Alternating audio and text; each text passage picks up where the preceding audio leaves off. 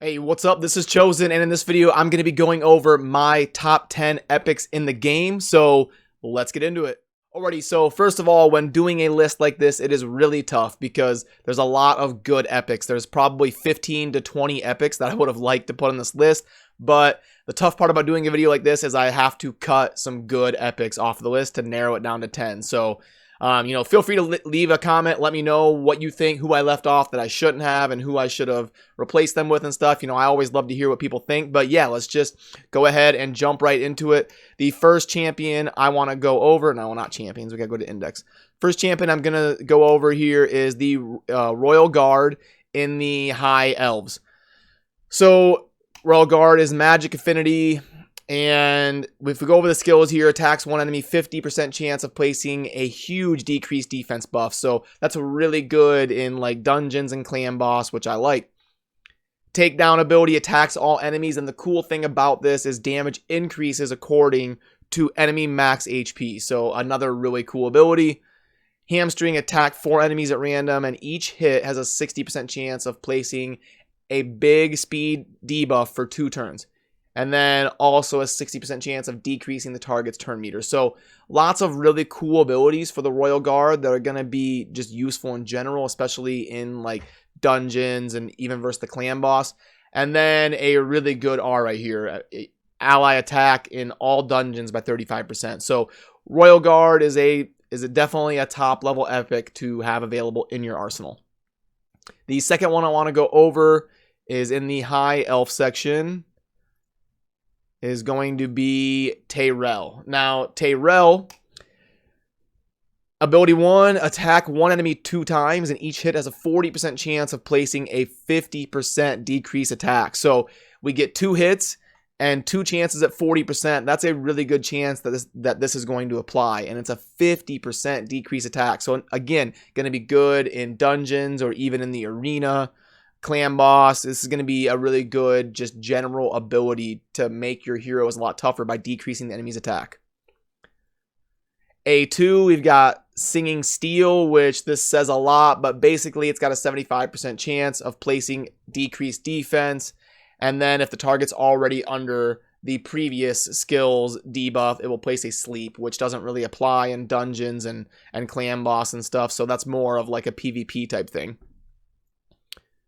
And then Preemptive Strike is going to attack one enemy and decrease the turn meter by 50%. And then it also has a stun, a 2-turn stun. So again, going to be a really good PvP ability. The aura on Tyrell is increased ally defense in all battles. So yeah, just a good, solid overall defense character that I had to include on this list. And then the next one I want to go over is also in the High Elves. And it's going to be Battle Sage. Battle Sage, A1 is just your standard AoE ability, which is good. And then your A2 is remove all debuffs on allies, then place a 50% increased attack buff on all allies, and it cannot be removed.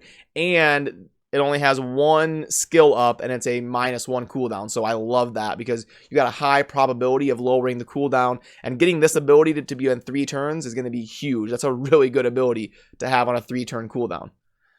Then you can choose which ally you want to revive on death.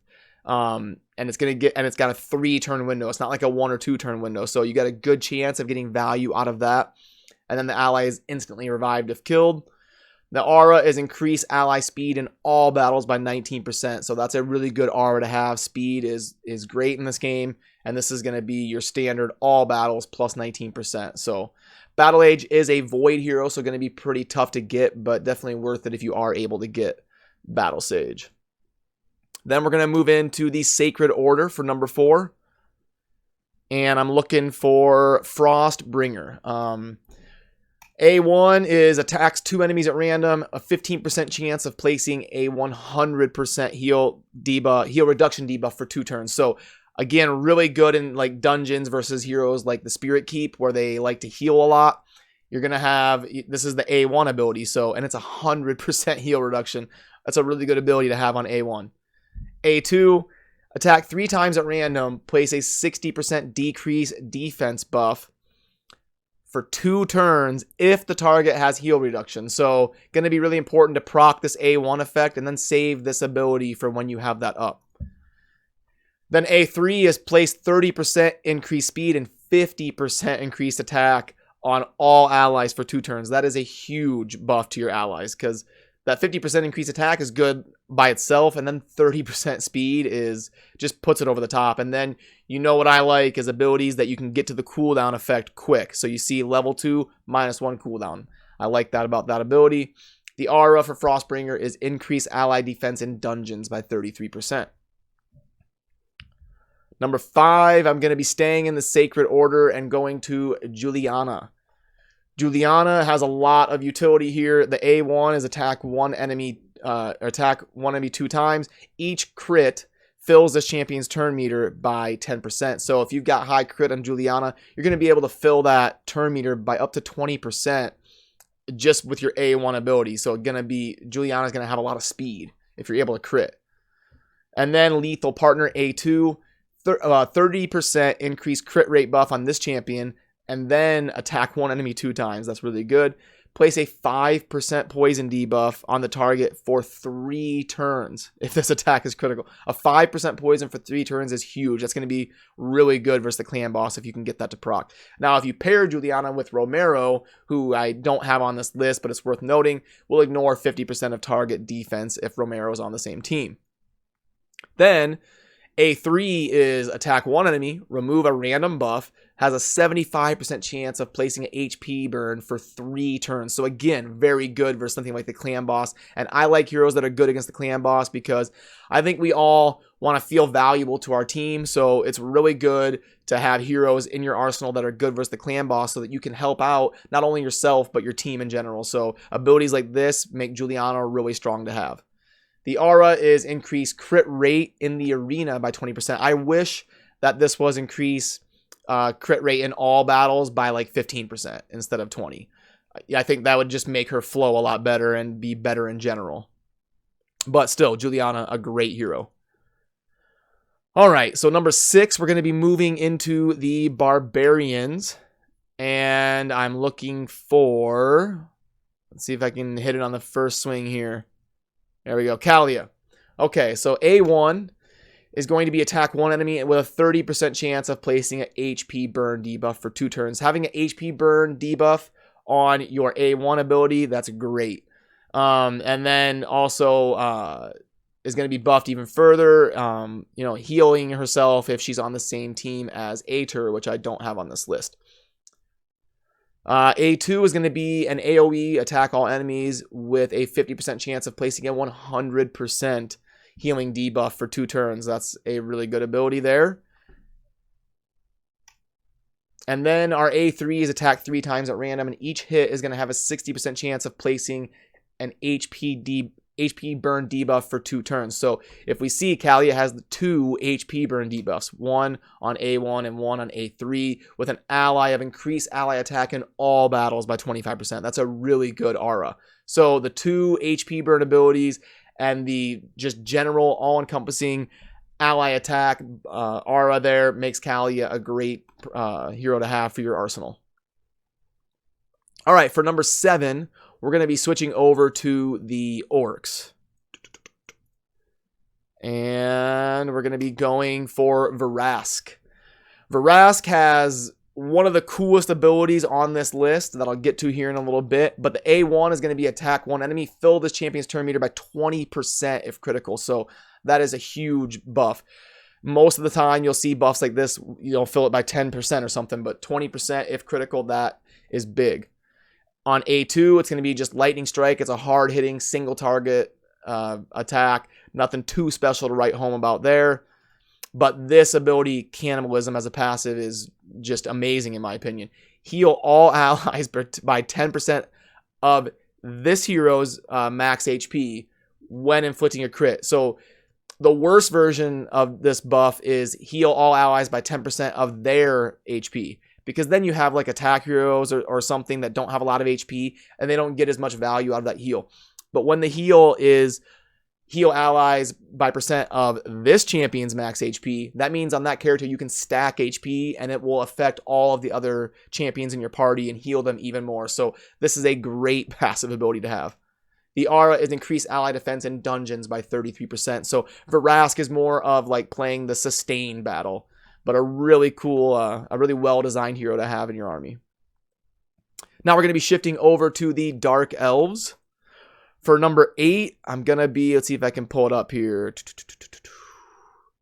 I'm doing a good job on these first clicks because these aren't even heroes I have. This is just, I had pulled my notebook out. I'll see if I can show it here. I might as well show it. This is kind of how I do videos like this. So I've got my notebook where I have a bunch of sheets like that, and I go over all the epics in the game and kind of all of their abilities and do my own homework and come to my own conclusions. But yeah, I don't know why I decided to randomly throw that in here, but anyway, so we've got Lua here, and Lua's A1 is going to be attack one enemy, deal 50% of the inflicted damage to all enemies if critical. So going to be important to stack crit on Lua, and kind of a cool AoE attack there to have on A1. And then this ability is pretty cool.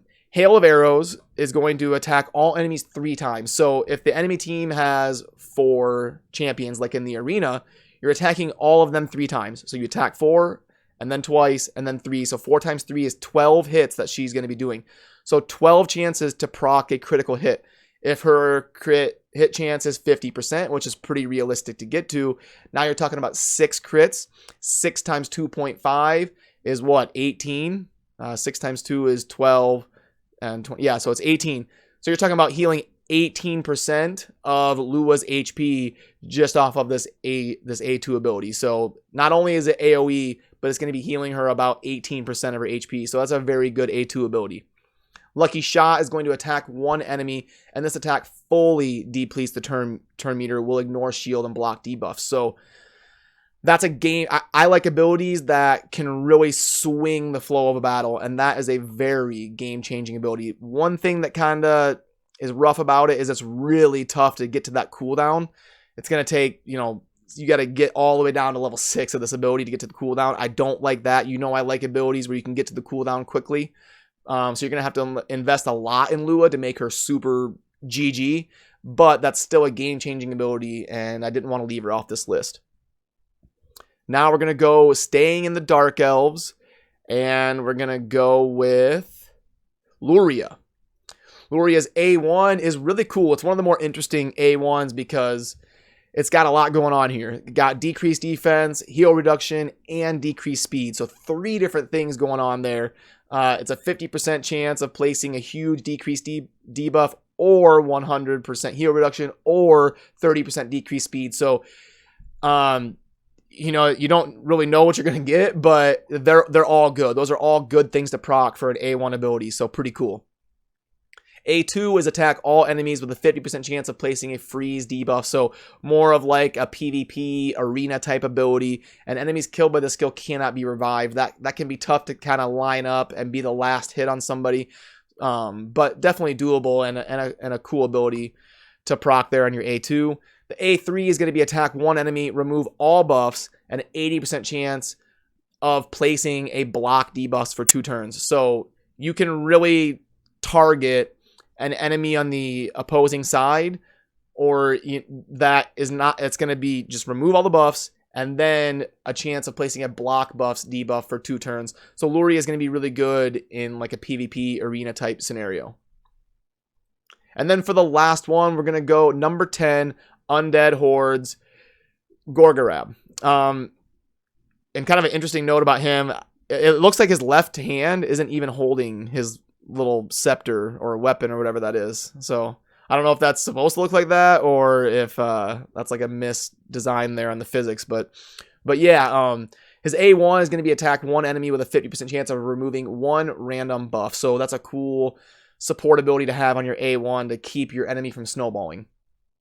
Resurge is going to be fill the turn meter of all allies by 15% and a 50% increase attack buff on all allies for 2 turns. And then look at that, we can get to our reduced cooldown quickly. It's the first upgrade. We can get this thing down to 3 turns pretty easily, and that is huge to fill the turn meter of all allies, and then a 50% increase attack buff. So that's a really good A2 ability. And then our A3 is also one of the cooler abilities on this list. We're going to revive all allies that have passed away, and then heal all allies that are currently living or were just resurrected for 25%. So we're going to resurrect, heal all. That's a really good ability. A little bit tough to get to the cooldown there. It's going to take a few upgrades, but if you can get that thing down to 5 turns and get this one down, then Gorgorab can really snowball into a GG hero. And then they're trying to kind of push him towards the arena, increase ally speed in the arena by 23%.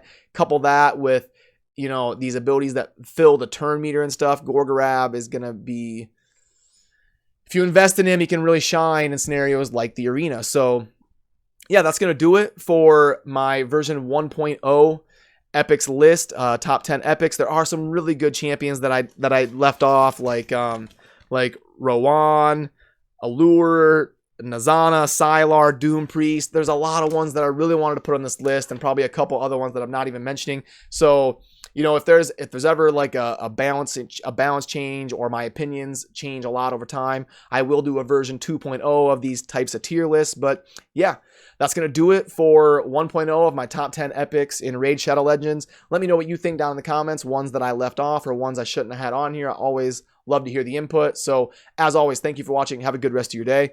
Peace.